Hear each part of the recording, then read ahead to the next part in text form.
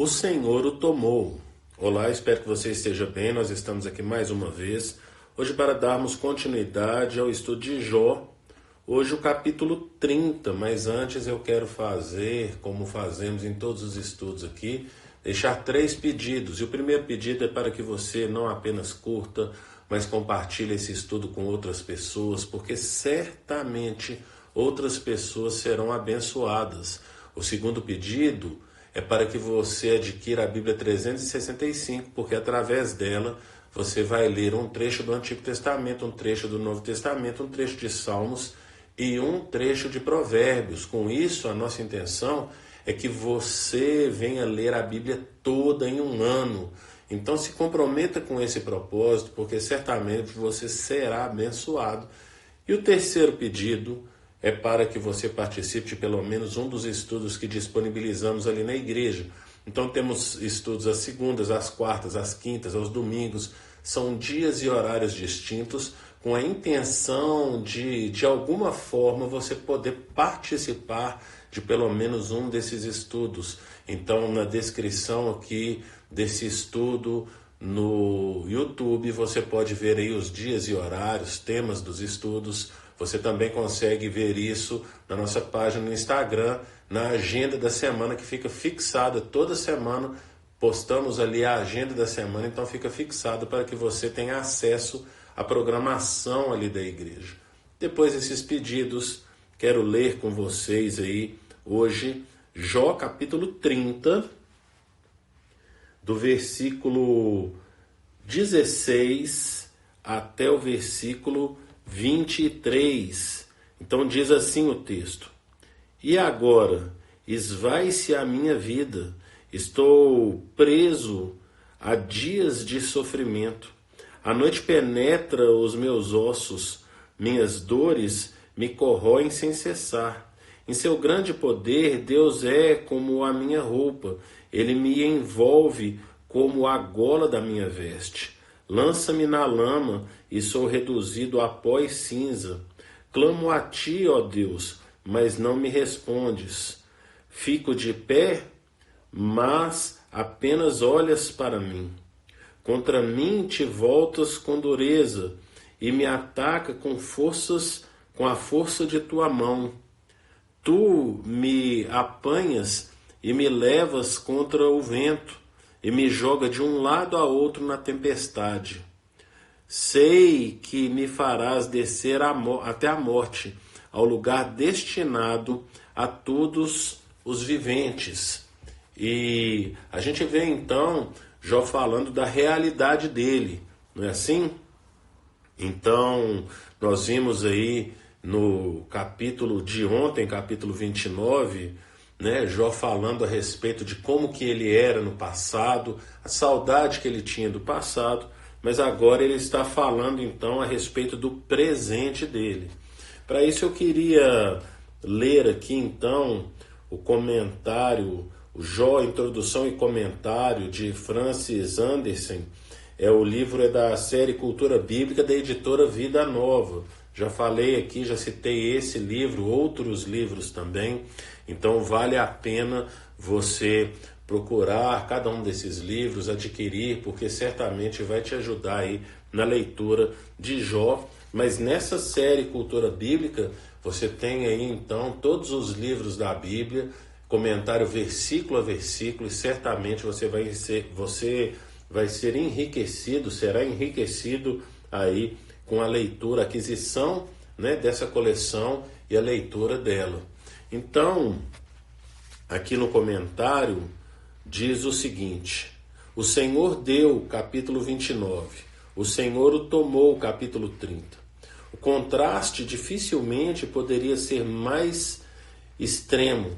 A perda no presente piora por causa das realizações no passado, ambas completas. Não existe uma única origem da desgraça de Jó. Várias causas convergem e se reforçam mutuamente. Nenhum remédio pode ser achado por meio de identificar a explicação e lidar com ela. Mesmo assim, há um só que é origem, causa e explicação. E somente ele pode ser o remédio. Brotando a partir do capítulo 29, Jó 30 discorre sobre a inversão completa de todos os relacionamentos de Jó.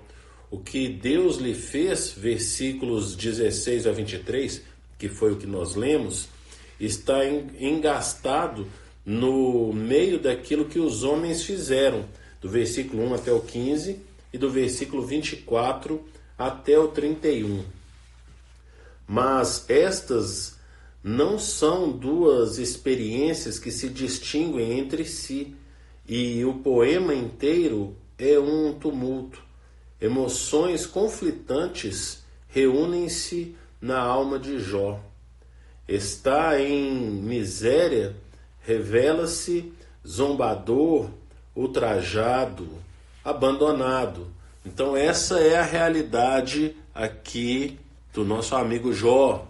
Então Jó, ele já olhou para o passado, né, de forma até saudosista, como falamos então no estudo de ontem, mas hoje ele vai tratar a respeito do presente dele, o que ele tem passado, e ele fala até que no versículo 22, né, desse capítulo, ele fala: tu me apanhas e me levas contra o vento e me jogas de um lado a outro na tempestade.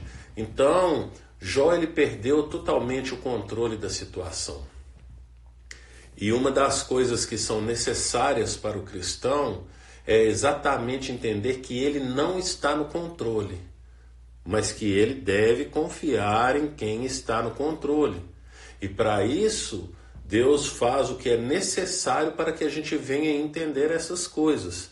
Tem pessoas, então, que não são necessárias passar por essas situações, porque elas já entendem de coração, porque o que importa para Deus é o nosso coração.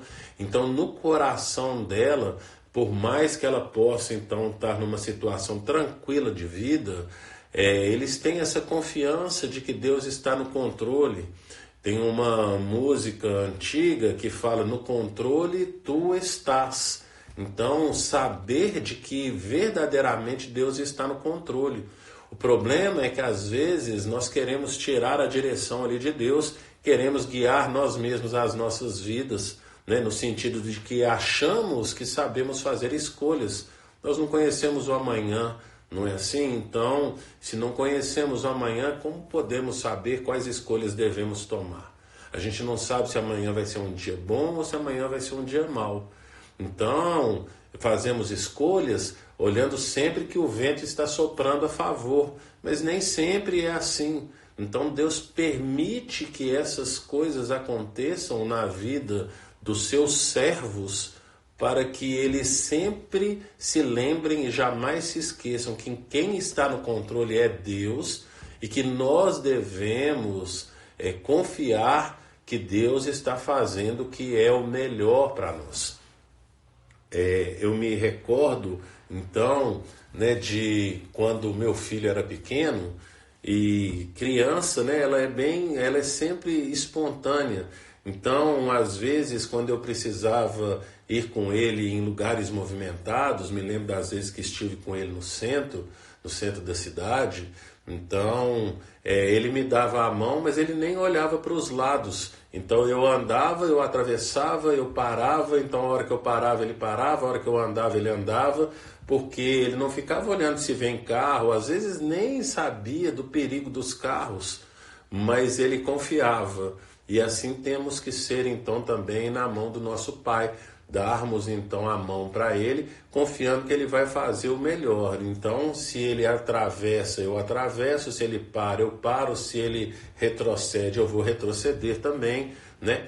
Lembrando então que essa metáfora que eu estou fazendo é a respeito de uma pessoa atravessando a avenida, e você imagina aí uma avenida bem movimentada, né? Porque o local, quando eu estou falando aqui, estou me recordando desses passos que eu dava com meu filho, era lá na Praça 7, né? Então ali, Avenida Amazonas com Avenida Afonso Pena.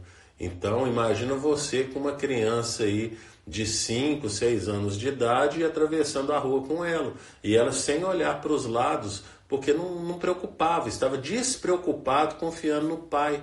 Nós precisamos estar despreocupados e confiarmos no nosso pai. Porque, como diz lá em Romanos 12, 2, né, a vontade de Deus é boa, perfeita e agradável. Então, se nós confiarmos e tivermos sempre esse texto, essa convicção aí no nosso coração, certamente nós não iremos nos preocupar e vamos confiar, apesar de Jó aqui estar se sentindo sendo lançado de um lado a outro, como diz ali no versículo 22, de um lado a outro ali da tempestade. O que ele precisa fazer é confiar. E para que ele está passando por toda essa situação, né? Então, ele está passando por toda essa situação porque, como diz lá no capítulo 42 de Jó, versículo 5, né? Que antes ele conhecia Deus de ouvir falar, mas agora ele o vê, né? Então, o que acontece? Você saber então das coisas que Deus faz é uma coisa. Mas quando você passa a experimentar essas coisas, a viver essas coisas com Deus, é outra coisa. Então, o que está acontecendo com o Jó aqui é que ele está passando de um nível para outro nível. O que acontece é que quando começa lá o capítulo 1, Deus olhou para Jó, né, e falou o que? É uma paráfrase, tá, gente? Então, nesse nível que você está aqui, Jó, você está muito bom, né? Íntegro, reto, temente a Deus e que se dizia do mal. Eu quero passar você para um outro nível, né? Eu quero melhorar o nosso relacionamento, eu quero ser mais íntimo. Por isso que lá no capítulo 42, versículo 5, Jó vai falar que antes conhecia Deus de ouvir falar, mas antes ele conhecia Deus de ouvir falar, mas que agora os olhos dele o veem, que agora ele tem intimidade. Então, o que esse capítulo traz para nós é essa confiança que devemos ter em Deus, sabendo que Ele está nos levando para um outro nível de relacionamento e intimidade com Ele. Pense nisso e que o Senhor te abençoe.